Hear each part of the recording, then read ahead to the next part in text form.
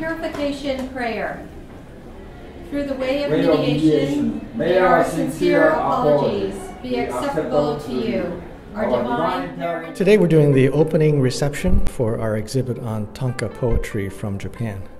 Tanka is a very old, almost 1500-year style of writing poetry in Japan, and it is often used to convey some very strong, powerful feelings and emotions. And the particular poems that we're exhibiting here at San Francisco State are all written by either survivors of the disaster in Japan in 2011 or other Japanese citizens who have just very strong things to say about what happened to them.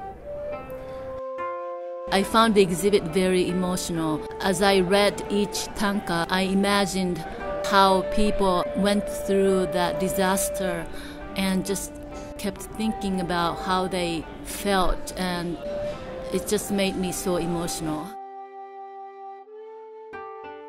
Experience, read about people who have gone through it is very powerful, and it also just touches my heart to see the pain and the suffering that people have experienced in Tohoku.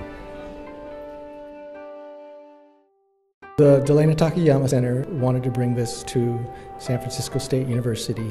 These poems were first exhibited in New York by an organization called the Studio for Cultural Exchange, and then we added some other things to give it a local flavor.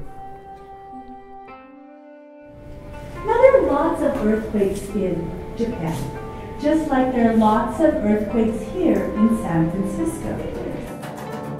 The sea jumps from its bed and races across the land. Chaos.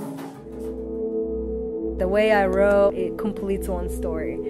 How the poem starts from everything is destroyed, and then the full moon is slowly rising from that debris.